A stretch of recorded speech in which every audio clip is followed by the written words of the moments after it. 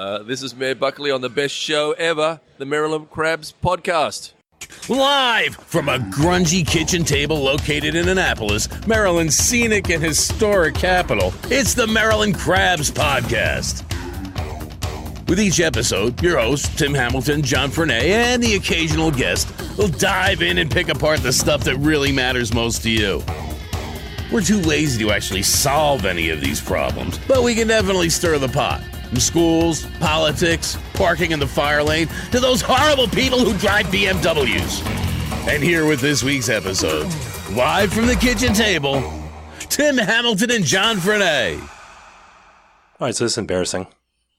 I'm sitting in front of a radio god, and we did 3 minutes of a podcast before I realized my levels were all hosed. Unacceptable. I can't believe you didn't storm out in the middle of this.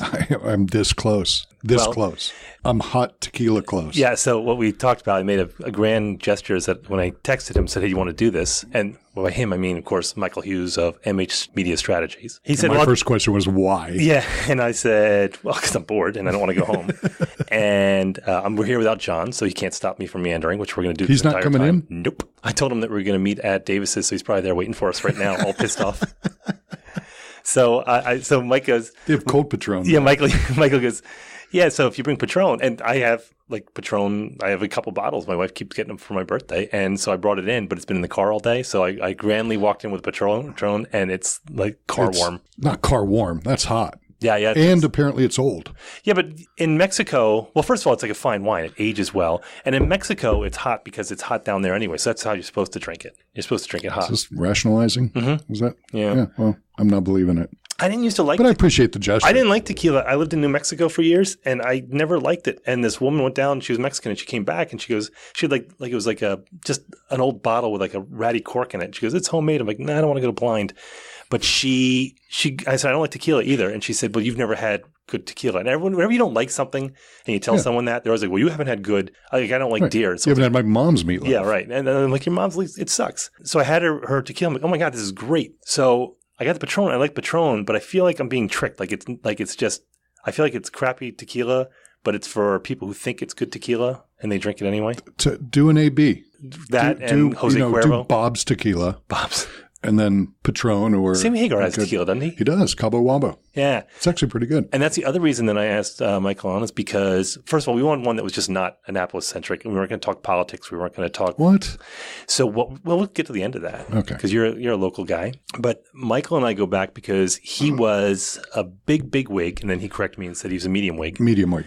At CBS, Small to medium CBS Radio, you're a radio guy, which is why I'm nervous doing this because you're going to pick up on everything. And then I blew it right away by screwing up the levels. But I couldn't muscle along and just do it anyway because then fixed it in post, as we say in the biz, because it would have sucked. And then you would have called up all furious. And then John would have made fun of me forever. There's no rap like a scorned radio guy. Yeah, I know. I see you looking at me. I'm checking levels. Like for the record, I did buy cold beers. You did, yeah. They're little ones, but they are cold. They're the well. Makes us think we'll drink less. Right. So I ran into Mike. I've known him for years before I knew him. And then I worked at a local business and he and I started doing business together when it dawned on me, like, hey, he's a big shot radio guy. And he kind of came down to the minors when he was working at R&R. And he had this stream of, he's an encyclopedia of music. And he showed me a picture right when Facebook was coming out because he wasn't sure if you told me you didn't want to post it because you didn't want to seem. You said I don't want to. Yeah, I don't. Which is stupid. I'm a little weird about this. I would post that stuff if I knew any real. I just know comics and they're all idiots. But if I knew any like real celebrities, I'd post that stuff all the time. But he had a picture of Stevie Ray Vaughn in Double Trouble in the backyard of his house in North Carolina. Mm-hmm. And they were just on swing sets. They were, as you do, you just have one of the greatest white blues musicians of all time just swinging in your backyard. Arguably the best. Yeah, well, who would be better? Well, Eric Clapton. No, he's better than Eric Clapton. Yeah. He's better than Eric Clapton. Well, I can't. I mean, it's like people say, you've been around all these artists all your life and in the music business all your life. Who's your favorite? It's like you can't. But you met all those people, right? I've been lucky enough to meet a lot of people. I remember when Lana Del Rey came to your studio and I was all pissed. I said, why didn't you tell me? And you said, precisely because of this. Yeah. You would have been. Yeah. It's just like how you knew me 20 years before you knew me. Right. It scares me a little. I wasn't that stalky. We actually had a guy in the office who went up to Lana as she was leaving the radio station and said, will you call my wife?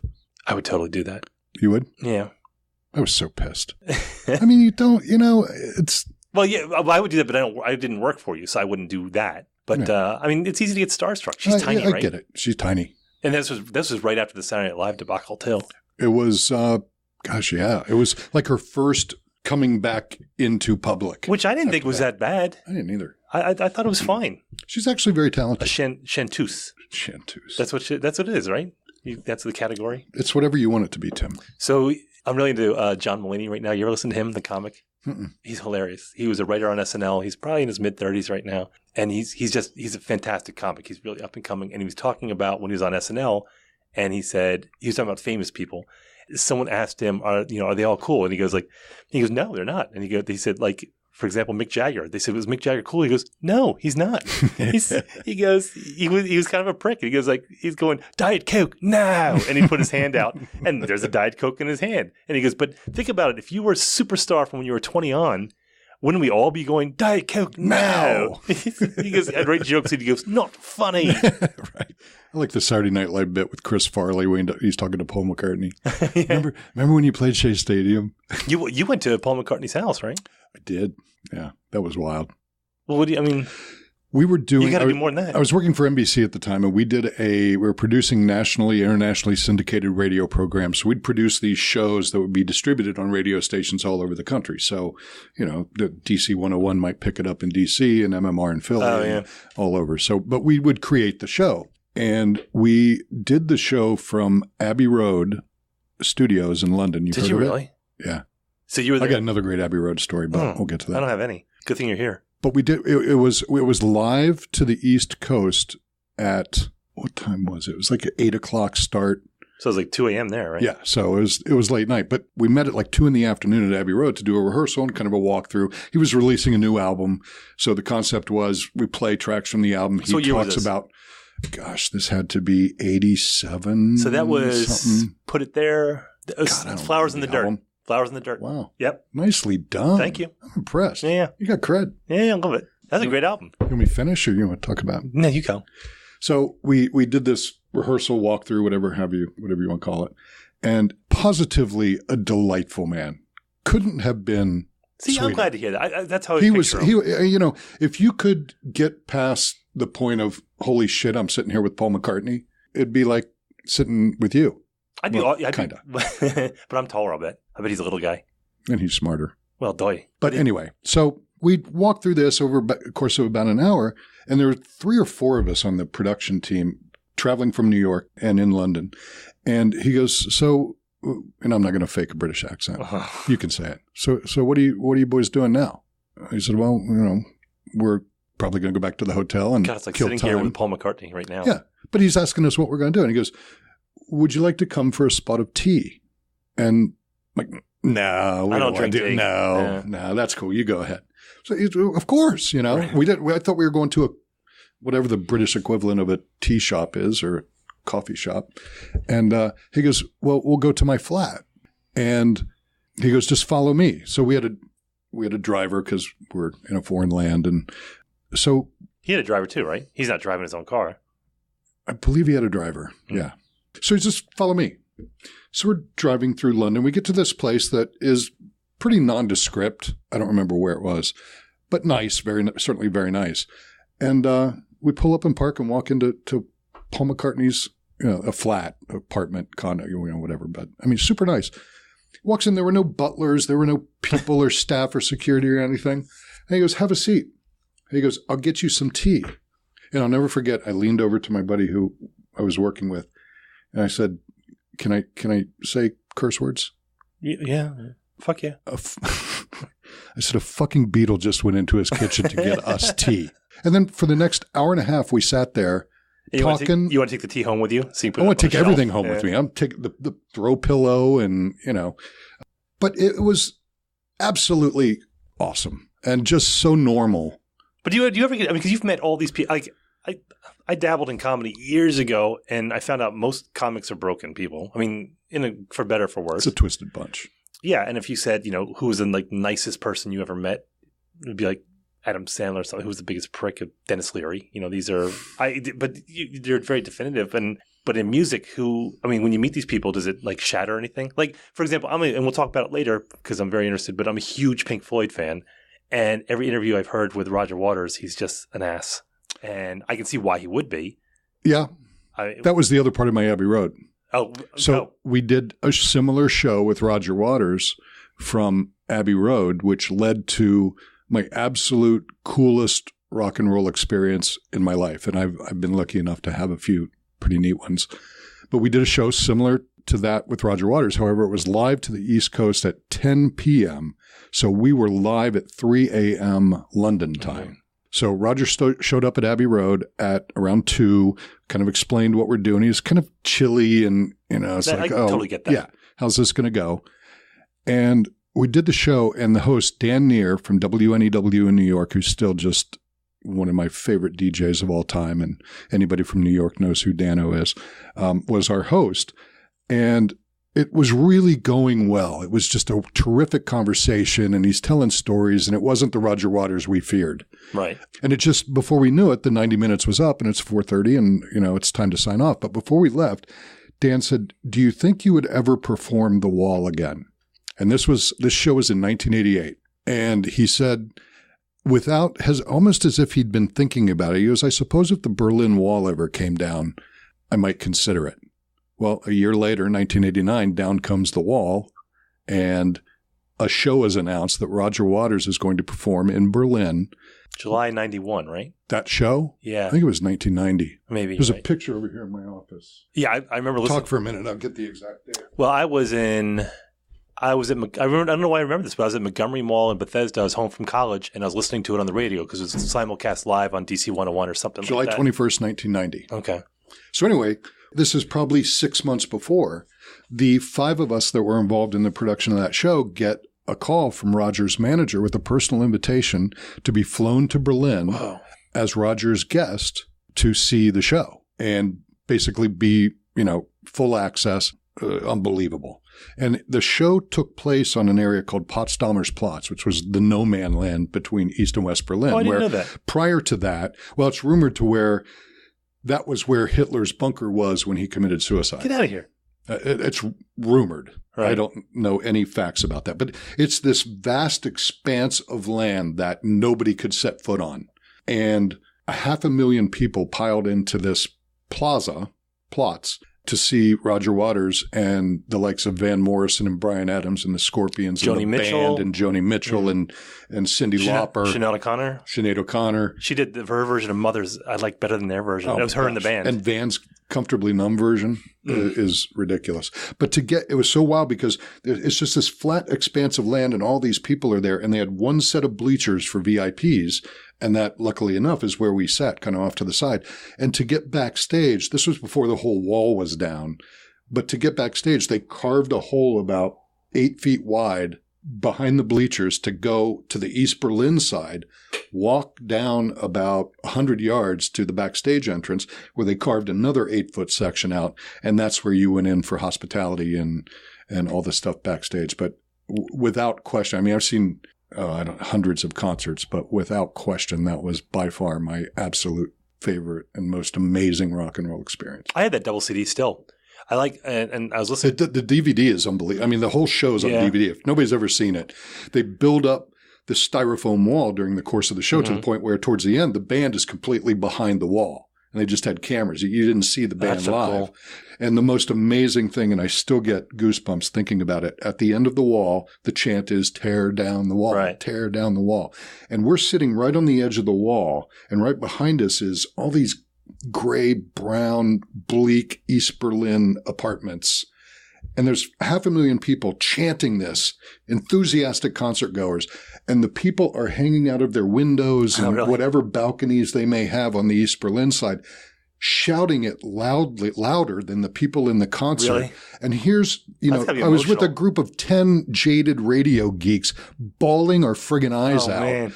It was just so powerful. And if it's that powerful to us, imagine how powerful it was to these people who have, lived divided for so long. But absolutely an unbelievable experience. So, well, it was for me. It's I'm a huge Pink Floyd fan, and The Wall was just that album meant a lot to me in high school. And I remember just hearing the variations. I was a purist at that point. Is that I didn't want to hear any variations of that, but hearing Joni Mitchell did Goodbye Blue Sky, and Sinead O'Connor doing Mother. It was spectacular. Bryan Adams' Young Lust.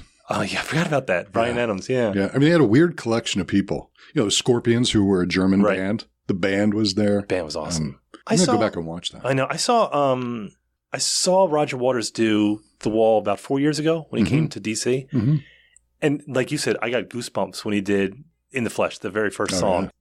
It was the loudest concert. Not like you. I've been not nearly as many, but I've been to a couple hundred concerts. That was the loudest concert I've ever been into in my life, to the point that a week after going, I was telling my wife, I'm like, I think I have to go get my ears checked because I had like ringing. I had tinnitus from the concert.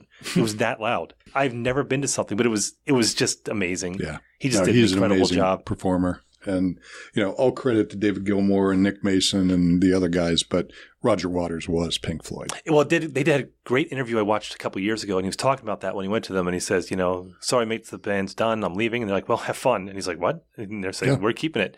And he said, and he seemed like an ass, but there was a poignancy to when he said this. He goes, for me, it was a moment of reckoning when I was in like this, kind of a Ram's Head-esque size place doing, and he goes, and next door at the arena, they had Pink Floyd during the Delicate Sound of Thunder tour. Oh, right. And he goes, it was just, I went home to my hotel and just about cried. But, and you're right. I mean, I like Delicate Sound of Thunder. I love that. It's a great album and everything. No, David Gilmour is an unbelievable guitarist. And I mean, the Pink Floyd shows were good without Roger Waters, but they were good. But all their albums, I mean, for especially the age, I was in high school, so for Teenage Angst, that was that was perfect. It was that, and No One Understands Me. I don't know what kids do today for that kind of angst. Yeah, well, yeah. I mean, what album changed? I'll tell you, the album that changed me for that reason was, ironically enough, I mean, and I'm huge into music, and I kind of regret that there's no more albums per se, because remember your mom would say, where are you going? You're going, I'm going upstairs to listen to music. Yep. And you go up and you put on your cans like I got now, and you'd sit on your bed, and you'd have the album out there, maybe you'd roll a joint on it or whatever, but you'd have the album art, and you'd have the lyrics, and you'd follow along, and it was all a cohesive package, and the songs were in the order in which the artist wanted you to hear them. Exactly. So, and so many of them told the story through side one and side two. Yeah, and Pink Floyd was certainly, and The Who, of course, when you had Quadrophenia and Tommy and all. And so I love the fact that you have instant access right now to any song that you want, but I feel like you're losing a little something with the artist when you say that was a phenomenal album. So the album that kind of changed for me, and I love everything from, my best Feel Sorry for Yourself album when I got dumped or whatever was Blood on the Tracks, Bob Dylan. It was just fantastic. But believe it or not, it was Fear of a Black Planet by Public, because I love hip hop. But I mean, that to me was in 1989. And that was when Do the Right Thing came out. And the country was super racially charged at the time, and Al Sharpton and Tawana Brawley. And for me, that was the first album that I heard that was like political. They were like an angry Bob Dylan. They were just, and that to me kind of opened my eyes. It was I think I was a little too young for punk. Punk came out when I was, or was in its tail end when I was in middle school. And it wasn't, when I got to high school, it was the 80s, so there wasn't a whole lot of angry music out there. Even the Violent Femmes weren't that violent. But when I heard Fear of a Black Planet, that was the first time in my life I heard something that was just like, fuck everything. Fuck everything. And as a young guy who knew everything and had a chip on my shoulder, it's, that kind of spoke to me as a white guy, But what was it for you? What was the album that just kind of changed? There are so many different phases in your life, and each phase is almost defined by an album. But the first significant one that probably comes to mind is Sex Pistols, Nevermind the Bollocks. Yeah. I mean, that was teen angst at its peak. Did you ever see... It was 3 Chords and the Truth. I was such a fan. Actually, in college, I had 2 piranha fish. Did you really? That we would. You probably had to beat the women off with a stick. Do PETA listen? Do they listen? No one listens. No one listens. And why the hell am I here? I don't even have this plugged in. I could be drinking hot tequila. It'll cool off by the end of this. Years later, this is probably 1995 or so, I went to see Public Image Limited. Oh, yeah. Who opened for Big Audio Dynamite. And The Clash, London Calling, that's probably another album. London Calling. So anyway, but Public Image Limited opened for, and that was Johnny Rotten's band, for people that don't know, after Sex Pistols. Seattle. There's a big song with Seattle, and what was the other song? Did they have big songs? Well, for them. But so we went and we saw Public Image Limited and then Big Audio Dynamite. And I was such a Clash fan. I hated Big Audio Dynamite because it just, rhythmic Clash didn't fit with me, and I had such respect for the Clash. And so we watched probably 3 or 4 or 5 songs of Big Audio Dynamite. My wife and I were walking out, and as we had the chant, I mean, after Public Image Limited, we went backstage, said hello to Johnny, and I'm like, Johnny. That was probably one I was kind of, drooling a little bit, a little starstruck. And I'm like, he's such a nice guy. And I'm like, spit on me or something, what? But super nice guy. So we went out, watched a little bit of Big Audio Dynamite, and walked out. And we're walking out into the parking lot, and everybody was still in the venue. And limo comes by and stops right by us, and the window rolls down. It's Johnny, and he goes, "Where are you going?" And I said, "I came to see you. I was a big Clash fan. I'm just not into Big Audio Dynamite." And he goes, "It's fucking disco rubbish." And they said, "Come in the car. We're going to go to Paul McCartney's for tea." Right. And drove off. And that's hilarious. That was that. But yeah. So back to your question. Probably that. But then London Calling, the Jam. I mean, I was into that scene in the late 70s. I'm a couple years older than you are. Yeah, but not. But then, you get into, the Zeppelin and, even Crosby, Stills, Nash and Young. I'm on such a Crosby, Stills and Nash kick the last couple weeks. We just had David Crosby out at the Stanley. Did you really? The day of the Capitol shootings. Oh, man. Dude, I was sitting, he was doing sound check, which here's a guy, he's 76 or something. Is he that old? Something like that. Yeah, I guess he would. And he did sound check for an hour and a half. This is a guy that could show up and throw up and the crowd will love it. But an hour and a half of sound check. And I unfortunately got the news of the shooting when I was in Colorado. Our client is the Stanley Hotel where Stephen King wrote The Shining. Yeah, it's a big. And we book performances out there at their 100-year-old concert hall, the Flora B. Stanley Concert Hall. And we've had Big Bad Voodoo Daddy, Rick Springfield, Los Lobos, and we had David Crosby on June 28th. And I had heard the news. I was thinking of all my friends at the Capitol and, oh my gosh, what's going on? It's my home city, and I'm in Colorado. And I get a text from a friend who said Wendy Winters might be one of them we lost. And I'm sitting out back at the rear entrance to this 100-year-old beautiful concert hall, and I'm sobbing in my hands. And they had finished sound check, and out walks David Crosby to head to his bus. And he sees me sitting there, and he said, "Are you okay?" And I said, "I just found out, this terrible shooting happened in Annapolis. I live in Annapolis, and I lost a dear friend in Wendy Winters." And he grabbed me by my arms and lifted me up. So I was standing up, gave me a giant ass David Crosby bear hug. I'm crying now, think about it.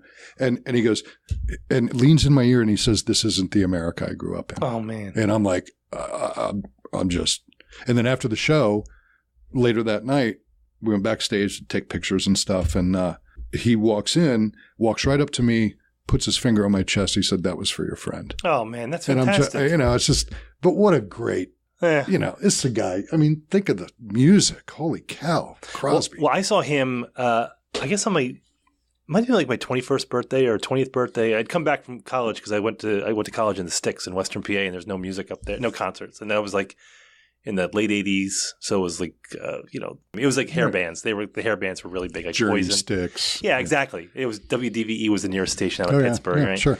So we'd come back, we'd go to Meriwether Post, which at the time was really hot, and then the Bayou, which was, under the Whitehurst Freeway in Georgetown, and I don't think it's there anymore, we saw Crosby, Stills and Nash, which, I loved as a kid because my parents were baby boomers, and so I'm odd that I'm a Gen X child of a baby boomer. That doesn't usually happen. So I was raised on all their music too, everything from Motown to Eagles, huge Harry Chapin fans. I just love. My dad was a big Janis Joplin fan. Yeah. So we went to go see Crosby, Stills and Nash, and it was David Crosby had just gotten sober. So every song was about being sober. Oh, dear God. And I love him, but I'm like, just do Wooden Ships. Come on. Right. Just yeah. Sweet Judy Blue Eyes. He goes, "Here's a song. It's called The Monkey on My Back." I'm like, oh, I can't. What was the first album you bought? I tell you, the first album I ever bought, I was 7, and I bought Goodbye Yellow Brick Road because I went to Peaches. Oh, you didn't grow up around here. You grew up where? Ohio, right? Peaches in Ohio. Oh, did you? Yeah. So we went to Peaches, and I just liked I had the cover. crates for my albums. Yeah, we had the album crates. Yeah. First album I bought, God, it could have been Kiss. That's not it. I never got into Kiss. I wrote a 9th grade report because I was in the Kiss Army on Kiss. Of course you were. I think I still have it. Yeah, and you have your membership badge and everything. Oh, hell yeah.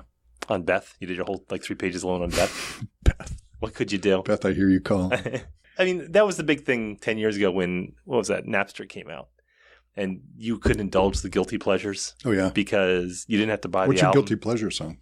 Guilty pleasure band. Well, so there's like one-hit wonders. Who doesn't like a one-hit wonder? But I mean, I can listen to Brandy, You're a Fine Girl over and over. And I don't even know if that's a guilty pleasure. I'd have to say, I don't know. Is there anything, it's kind of the point that it's no longer guilty. Like, you're not ashamed of anything. Like, I remember in high school. You listen to a Carpenter's song right now and go, I like that song. Because you don't have to buy the album, so there's no commitment. So, like, it used to be you listen to it ironically, and you don't listen to it ironically anymore. I was in high school, and this was totally during our Ramones, Sex Pistols phase, so ripped up jeans and, like, the real Ramones shirts, not like the ones you see now that are, the reproductions. And we went to see Air Supply. So, and I played drums. You can't call me a drummer. What do they call that? They call that whip rock? No, that wasn't whip rock. That was like... It was just, to reflect on it, it's just kind of gross, But I loved that before every chorus, the drums went boom, boom, boom, boom, boom, boom, boom. And then they go into the chorus. It was just, so it became predictable that we're just, air drumming it. And it, we were the rebels at the Air Supply concert, but I loved it. There was a comic, and I'm not ripping him off because this was probably 25 years ago, and I can't remember his name. I wish I could, but he called it Brickums. Like when you listen to metal. And I'm not going to be able to do this. It's going to suck on a podcast. But he would say, he would talk about the hair bands and like that you'd be in concert and it'd be like the guitar go. Oh, yeah. Right. That's similar. Yeah. But I don't know if there's any guilty pleasures. I love pleasures. Those cliches of like the guitar pick screeching, along the guitar neck. Yeah, Eddie Van Halen style. And then the 3 guitarists lined up all bopping in the same beat. I mean, just I know. See, being at 2 Ram's drummer Head, bands. You ever do that at Ram's Head though? And Ram's Head's a great venue, and I love awesome watching venue. people there. Yep. And just seeing like Robert Cray. I'm a big Robert Cray fan. Just to see Robert Cray, who's a huge dude by the way. He's like 6'6". I didn't know he was that big. But seeing him in that intimate venue. But have you ever gone to see somebody and then halfway through, it seemed like a good idea when you bought the ticket, and then you're just like, how many more songs? And that for me was Cowboy Junkies, who are wonderful. And the Trinity Sessions is a great album. I listened to it in college. Right. It was a great mellow one. But then you go to see them, and after a half hour, you're like, this is a little bit of a... But we were walking out, and my wife was pregnant with my second kid, and Margot Timmons was at the door, and she just had some Earth Mother thing. She's got her hands on my wife's belly, and my wife, I was like, oh, can we go now? Okay, cool. We're out. We're blessed. I know. What was the best concert you ever saw? That's not a fair question. I mean, the best concert experience was by far The Wall. Yeah. One of my favorite concerts was probably Peter Gabriel. I can see that. He's amazing. He's a showman. And you know who else is He came out dressed as a giant daisy in the days of Genesis. But like Tony Levin on bass, and his band was ridiculous. Eric Clapton at Royal Albert Music Hall was unbelievable. You see his documentary, by the way? It was on HBO over the summer. Mm-hmm. No, back in spring. No. I didn't know half that stuff about it. He went on some like apparently some racist rant during a concert. Like really?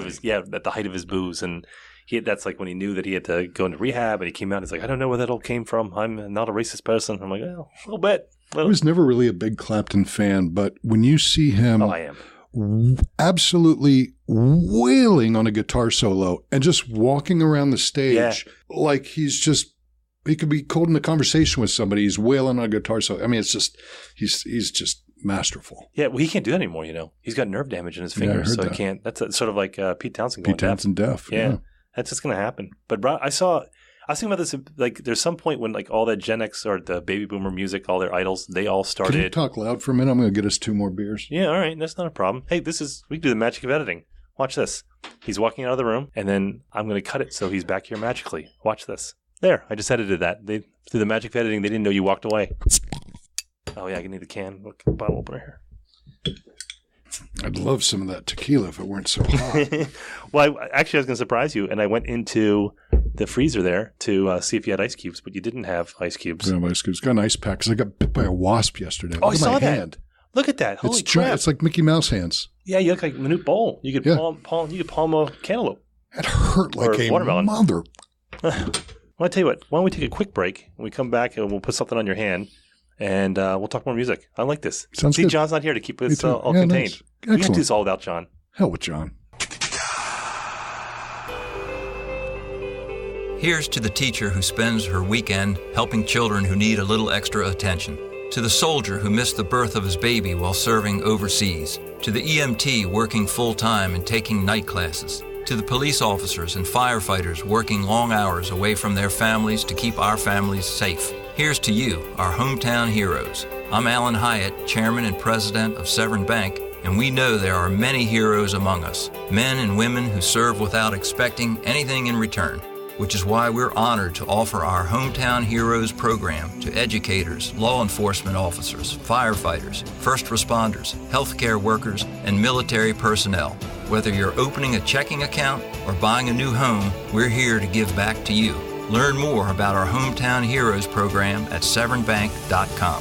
Severn Bank, here with you. Member FDIC, Equal Housing Lender. Suicide is the 10th leading cause of death in the United States, but there is something we can do about it. Each year, thousands of people participate in the American Foundation for Suicide Prevention's Out of the Darkness Walks. These community events raise awareness for suicide prevention and mental health, letting people know they are not alone. Join us Saturday, September 22nd at the Navy Marine Corps Stadium in Annapolis as we walk to fight suicide. It's the 10th annual Annapolis Out of the Darkness Walk. Registration starts at 10 a.m. This is a family and dog-friendly event. Browse resources provided by local health services and learn how you can become a lifesaver. Funds raised by the Midshore Out of the Darkness Walk support research, education, advocacy, and support for those affected by suicide. Remember, suicide prevention starts with everyday heroes like you. Register today at afsp.org/Annapolis. Together, we can help stop suicide. You are not alone. So we're talking Jackson Browne on the break. And my parents were at the recording of Running on Empty, that album. Oh, right. They did it at Meriwether. Yeah, in 1978. So both my parents were Wow. there. Yeah. I remember them going out. I don't know why, but I remember them going to the concert because I was 8 years old. So I was He's a in great second guy. or third grade. Great guy. I'm a big fan. I love Jackson And you know, Browne. like he wrote Rock Me on the Water when he was 15. Did he really? Yeah. It's still a great song. Run on Empty and The Pretender. Those are two great albums. That album It's one is of just those flawless. songs, yeah. So during the break too, so we're outside drinking beers on the balcony, and Michael's wife rolls up with a truck full of pictures, and I'm going to post them. They're going to be posted Why does too. she hate me?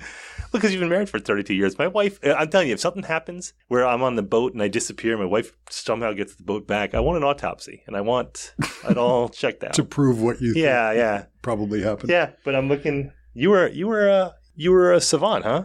A young hotshot radio guy. I was responsible for a lot of rock stations. Yeah, because let's see, we're looking at FMQB, Yeah. It's like an industry trade publication. and there you're on the cover. You're looking like kind of Jared Littman's brother. Yeah, Oh, God, I do. yeah, Ian Jared. yeah. Up close with The Michael. white guy from Ohio. And the Up close with Michael Hughs. Why'd you get into radio? I always, it's funny when you were talking about rolling your joints on the album covers and pulling the album out in your bedroom. I took that one step further where I had a cassette deck recorder. Remember the old Yeah, with the ka-chunk, the black ones. Yeah. Wait, And, it had the play button and then the Play red button. and you had to hit them both About at the same time. yeah. But I used to set that up with a microphone stand and record myself introducing those songs. So you had to hit the post. Oh, yeah. Yeah. I can walk up a post my first. I was listening to someone doing that on XM radio. We're coming in because I guess they took all these DJs who were out of work and they put them on XM radio. And I was listening to a guy hitting a post like it was 1978. Talking right up to the beginning. When I first, I was running the CBS stations in Atlanta in the early 2000s. And CBS wanted me to come up and run the 5 CBS stations in D.C. So you came to here from Atlanta. I did. And of course, that was back in the Don and Mike heyday at WJFK and Donnie Simpson at PGC. Yeah. And Well, Don and Mike had been around since I was in high school. They were roaring. huge. Yeah. Oh, yeah. So I'm WAVA, at JFK a week into the gig, and they're on the air 3 to 7, and I get a call in my office from Rob Spiewak, who was one of the producers, and he said, Don and Mike want to see you in the studio. So I walked down there in a commercial break, and he goes, all right, sit down, put on the headphones. I'm like, what's going on? He goes, you'll find out. So they come one of back those from sticky break. sweet It's the things. Donna Mike show, all of his sounders and All the fart bells sound effects and bells and everything. This was one of my first interactions with Donna Mike before they used to tell people I liked warm wine enemas. Well, who doesn't, in all fairness? Well, Or warm tequila. hot tequila. So he comes back from the break and he goes, so you were a DJ? And I said, I was on the air for 15 years. He goes, hit the post. And he starts Norman Greenbaum's Spirit in the Sky, which is about a 18-minute intro, if I remember correctly. Mm-hmm. And I launch right into, welcome back to the Donna Mike Show, Washington, D.C. weather, sunshine today, high of 80 Do you do the puke voice degrees. still? What's that? Do you do the puke voice? I never puked on the mic. I hate those guys. That's it. Well, that's what you. Good morning to you. Yeah. Well, it starts this morning. 57 minutes That's after like, the hour of 7 what's his name? o'clock. Jack Diamond. I think he's one of those guys. Yeah, he's okay. I'm Jack's sure a he good is. guy. I don't listen to radio. But so they, that was their little test. And, let it ride up. Partly cloudy tomorrow, high of 80. It's the Donna Mike Show on 106.7 WJFK. Right there. Right onto the post. And they're like, then all the sound effects go off that Don does. And I passed their test. And that was my... And they made you king of the tribe. That was my hazing at WJFK. And it only got worse from there. I think you get off easy. Oh, it got worse. It was always that model after the Howard Stern, the war with the program director. Like that became the thing in every... Don framed it well, and I agreed with him. And we had lunch, and because he explained their show, and he goes, I talk to tens of thousands of people every day who'd love to tell their boss to go fuck themselves. And he goes, and I can. And I said, sure. I said, just don't make it personal. I said, leave my family out of it. You can say anything you want about me. You can laugh at my decisions. You can, I really don't care. I've got a thick skin. And they did. But one time at the CBS Christmas party, my wife was overserved a little bit. Yeah, it happens. He chose to make that an irresponsible bartending. So he chose to make that fodder and really went after my wife. And he was off the air for a week. Oh. I said, we had an agreement. And he goes, when he came up to my office, he goes, I know why I'm here. He goes, how long? I said, a week. That was our deal. Stern invented that. I grew up with... But I get it. I mean... You think about it. You're talking to all these people who hate their jobs and they're stuck in traffic, and their one friend, their only friend at that time before you have your custom podcasts and iTunes and all that stuff, was your friend on the radio. And that's why, when I was on the air, that's how I wanted to break through that invisible barrier and reach through and touch you when you're driving home and make a connection, usually through music because I wasn't a talk show host. But I want you to feel Friday afternoon. I was usually on in afternoons. I want you to feel that. So I did my damnedest to make sure that we had a good time and you had a friend. You see, I grew up on radio. I grew up listening to DC 101 and Q107. So that was Uncle Johnny and Howard Stern and the Grease Man and all those guys. And Don and Mike. They were all the big ones when I was growing up. And radio was huge. I was telling my kids the other night, saying you'd start at, it was Q107. They were the pop station in the 70s. It was it. It's how you discovered music. Right. And you would listen to the top 10 at 10. And you would listen every night from 10 o'clock to close to 11. You listen to the top. I was trying to explain that to my daughter because then you'd come into school the next day. Concept. And you would talk about, Dexy's Midnight Runners was number one and you would argue about that. And it was kind of a unifying thing. People were talking about that before, that the fragmentation of media, everything from cable to Netflix to podcast, everything, that you can have whatever you want. And whatever flavor and whatever you want to talk about. And that part's awesome. But you lose a commonality. You think about Roots or The Last MASH, is that you would stay up late and everyone would watch, you'd have 50 million people watch Roots. And the next day, that's literally at the water cooler. That's all you talked about. And that's how radio was too. But I haven't listened to radio in probably 20 years. It's why I left. With the Deregulation Act, and when... it used to be one owner could have one AM and one FM in a market. Right. Now there's, companies Clear with Channel, everything. They've got, half of the market. And with that, understandably enough, and I worked for CBS and I loved it for the better part of 12 years, you're reporting to stockholders and there are economies of scale, and suddenly you didn't need that receptionist and You know, you didn't need that second production person, and you wanted to automate overnights, and then you were automating evenings, and you know, then that just started to evaporate. Yeah, and your voice tracking in someone in the Midwest. Yeah, I mean, you could be listening to any station in Washington D.C., and there's still a number of, you know, I mean, we brought Elliot in the morning in when I was working with DC 101. He's been there for 20-some years. Yeah, I mean, it's still a wonderful. I heard about 9/11 story from him. He was on the phone with us. You know, the Junkies. I mean, I love those guys. Donnie Simpson. You know, I mean, they're legends there. But I just didn't want to play that game anymore because it was, I don't know. Well, Call me a purist. Well, no, but I mean, I get what you're saying, because for me, I grew up, you know, listening to DC 101 and Q107. And I was trying to explain to someone the other day, when I used to get Rolling Stone in the back, all the charts of the music were in the back, which I loved. So you had your pop chart, you had your country charts, then you had your college rock, which I loved because it was like when I was a kid, that was like right. It wasn't alternative or any of that. It was college rock, yeah, and it was like, you know, the Cult, and it was Robin Hitchcock and the Egyptians, and but you could discover new music. And for me at that time, I was too cool for everything, so I'd listen to 99.1 HFS when it was in Bethesda, and that was like the Weasel. Remember that? That was it. The Weasel. Surf Weasel. Yeah, I mean, and that's where because you were too cool for everything else, and you're too cool for MTV at that point, because MTV was kind of played out, and so you got to hear all this music you wouldn't hear anywhere else. And I think now, I guess there's more of an opportunity to hear that music, but it's just harder to discover. It is harder to discover. But the cool thing is, it's now easier for bands. True. There's no because you had to be signed to be heard. True, but now you have to struggle to all the noise out there to be heard. Yeah, but if you know, depending on what kind of music you like, there are forums and opportunities to narrow the scope a little bit. But, you know, I mean, bands, that whole model, when the record companies basically ignored the advent of digital, they got left behind. Yeah. You know, I mean, they're like, this isn't going to be real. This isn't going to work. And then that was a tsunami. That was amazing. I remember watching that, even at the time, going, they're making such a huge mistake, because Prince at the time had said, this is the future of music. He released his album on his website before Napster, when there was still dial-up, and he said, this is the future. You know, that was huge. And then that almost destroyed him. And I think it was like a forest fire, is that everything burned down, and after that, you just had fresh growth everywhere. And I thought it was kind of a good thing. I mean, there's still good music. Like, people say there's no good music. I mean, I know pop music. There's a ton of good music. And you can look no further than a mile away. Yeah. The War on Drugs is fantastic, and the Dirty Projectors. And then I know pop because my daughter's 14. Right. So that's, you know, anyone who's a parent, you know pop. You know, but there's someone said rock's dead. I'm like, I don't think so. There's still a lot of great stuff out there. There's a lot of great music. This is just There's a ton of great music. I don't know.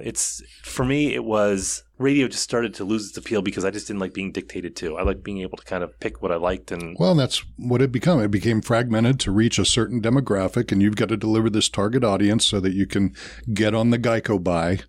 You know, and which is not, you know, I mean, that's not wrong. And I don't fault the people that are doing it. My agency buys radio still. So, you know, I mean, it's still most certainly relevant. And to this day, still reaches 93% of the U.S. population every week. 93%. That's amazing. Yeah. To me. I mean, everybody says radio's dead. It's not dead. Huh.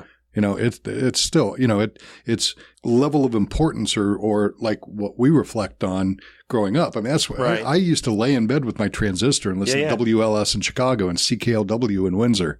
You want to hear great radio, listen to CKLW. Their old tapes are online. No, it's all, you know, Byron McGregor, 2020 News. I mean, there's a graphic they used to write, just sucked me in. And I remember listening to that as the young as 10 and telling my parents, I want to be on the radio. That's funny when you know something the whole time that you want to do. That's how I felt when I was seeing comedy. And like I showed up on my college campus. I dropped my stuff in my dorm and I went to the campus radio station and said, what can I do? I think everyone does radio in college just because you get so whenever you meet someone, you go, oh, you're a DJ? I did radio in college. I wanted to be on the radio and get laid. Can't do both. Sorry, kids. That's why, that doesn't happen when you do a podcast. Really? Yeah. No. Damn it. Oh, my God, no. Do you listen to podcasts at all? I do. I listen to yours. Yeah. But it's not the same as radio. No, it's not. But I listen to different podcasts. I love This American Life because I just think it is so well produced and edited, and the stories are. Yeah, it's really well done. I like Scott's podcast. Yeah, Scott McMullen. He does a good job. Annapolis podcast. Yeah, it's funny. I had a friend of mine, or a guy who used to work for me, and he was a graphic designer. And he went to school for graphic design, and he was an artist, and he always got irritated when anyone could buy Photoshop or anyone could buy InDesign at the time. And he goes, yeah, so now everybody, all of a sudden, I went to school for this, I learned this, and I understand. He's a graphic designer. Now everybody who happens to be able to buy the software is a graphic designer. So I think you look at radio guys and go, yep, anyone who can get 2 mics and a digital recorder, all of a sudden they're in radio. You go, well, it's podcast. You have no idea how much now running an advertising and marketing agency, how much stuff we fix from those graphic designers. Right. That just have this stuff. I'm like, oh, wow, that's so much better. Well, yeah, it's what we do. It's what Catherine does. She's amazing. She did her logo. Yeah, she did. Yeah, that's right. She did. She did a great job. Yeah, she's terrific. She's the backbone of our agency. So who was the biggest, of all the people you met, who was the biggest one that just kind of blew you away? I mean, McCartney's got to be there. But then after a while, he's just the guy giving you tea. Yeah. I got a better question. Whose death affected you? Like Phil Hartman, he died, and that stuck with me I worked in TV news for years, and that stuck with me for days because I was watching the live feed of the police running out of the house with the daughter. It's the feed that the public doesn't see. So we were watching it live at the studio. And Phil Hartman was just, as a huge fan of comedy, to me, he was just such a genius that stuck with me for a long time. But and Bowie for me was, and I don't know why, because Bowie had more appeal with a generation after him, I think, than maybe his current generation. Yeah, and he influenced everyone, but Bowie just really stuck with me. That really bothered me for a long while. And it's not like he died tragically at 32, like SRV, but Stevie Ray's probably the one that, because 5 months before he was on my kid's swing set in the backyard.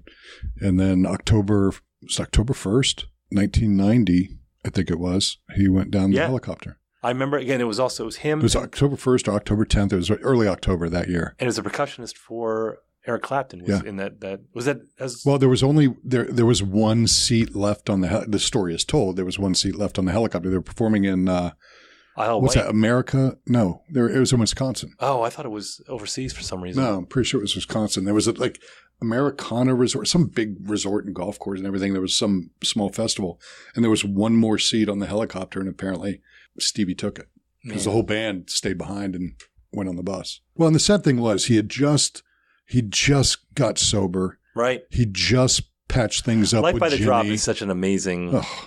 That's one too. I saw Jimmy Vaughn. He was with the Fabulous Thunderbirds for the people who don't know, and I saw him at American University when I was in high school. And the only song that they did that was big was Tough Enough. And I got a free ticket to go see him. I'm like, all right, let's go. And they were amazing. Yeah. Absolutely spectacular. They did a song together, didn't they? They did TikTok, something like that. Yeah. I think it was TikTok. Yeah, it was. I have to check that out. But it was so sad because he was effed up for a while, and I never forget. He was in our house, and it was the day Eric Clapton's Storytellers box set came out. Oh, and I owned that 4-album set that I got from the radio station, and I had it on the turntable in my living room. And everybody was outside. It was a beautiful day. We had a pool in the backyard. And I walk in, and Stevie Ray's standing in my living room facing the turntable and the speakers, air guitaring to Eric Clapton. Seriously. And it was just like, this is before cell phones. And, I'll never forget that image in my brain. And my wife just kept making him song was Cuban coffee. I don't remember the song. But he was crushing cafe con leche, that like the syrup coffee that she was making, and spilling his guts in our kitchen. Had this beautiful Swedish girlfriend, and we had the best afternoon. And then 5 months later, he's gone forever. That's amazing. The other one's probably just recently, Anthony Bourdain. Yeah, we got to know him a little bit, and did you really? I didn't know that. We had a great time with him. I just he's like one of those people that. And that wouldn't bother me, but someone who struggles with depression, I totally get it. And I understand. Yeah. It never, like in that Robin Williams too, is that it never shocks me. I know why. It's just, but you look and you see. It's a shame that it doesn't shock us. I mean, because you don't. I mean, we're all surrounded by it and addiction these days and everything. But I never want to accept it. Yeah, it's just. Well, because everyone needs closure and they need a reason for something, and sometimes you're right. You just think that. I think it was Henry. Where's John? We're getting awful deep. He would be. No, he. Yeah. But Henry Rollins, he was, Henry Rollins, he tweeted something after Robin Williams died. And he Did you ever see him do spoken word on tour? Actually, crazy. And actually, right now, if you go to Joe Rogan Experience podcast, he's been off for the last week, but the last one he did was Henry Rollins. And he's just an amazing guy. Grew up in D.C., in Georgetown, Oh, you know that? Yeah. He went to Bullis High School over in Potomac. But he grew up off Foxhall. Like, for everyone who knows Georgetown, it's not too far from M Street. But he tweeted something about Robin Williams where he said, it's a selfish act or something. What, you drinking your beer and dribbling it? But he said something to the point of, I'm a professional broadcaster. We don't burp on mic. Yeah, but I don't have the cough switch here, the kill switch. I was going to say. I know we're not that professional. Those were cool. I did audio I worked in TV news and I did audio, but I was like a monkey. I just was trained to press certain buttons. I wasn't like an audio engineer or anything.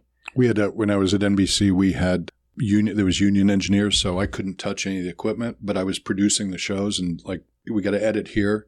I'll never forget, I had this engineer, smoking hot engineer, and she was very talented and very good. And we're editing the show. I think it was with the Red Hot Chili Peppers. And I'm like, I'm not sure about that edit. What do you think? And she goes, I'm not paid to think. Tell me where to cut. Just putting everything you got into it. Did you ever see, of course you did, WKRP in Cincinnati? Of course. I was a huge fan, but he only made 2 appearances. It was Bucky. He was the audio engineer, and he was the union guy. And he only made 2 appearances, and he was just, it's one point where Johnny Fever was being held at gunpoint, and the guy starts walking out, and he goes, where are you going? And he goes, I have lunch at 12 o'clock to 12:30, and if you got a problem, take that up with local 531. And the guy just goes, all right, you can go. Yeah.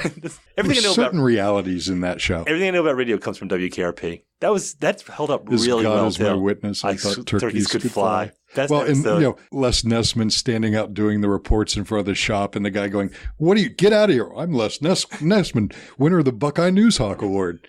He's like, "I don't care. Get out from in front of my store." More music and less Nessman. More music. That was such a brilliant. That was such a brilliant show. I mean, as a radio guy, you just you loved it. Yeah, you pick it apart. Everyone thought the TV news was a spectacular, excitement. It was broadcast news, and there's people running, and it really wasn't. It was, you're covering city council meetings, and well, I'm sorry I brought the warm Patron. I appreciate the gesture, Tim. Yeah, well, hold on. The thought was there. Actually, is it cooling down a little bit? Yeah, it's actually doable. Let's do a at shot. This point. You want to do a shot? Sure. All right, you got a cup here? I'll get. Yeah.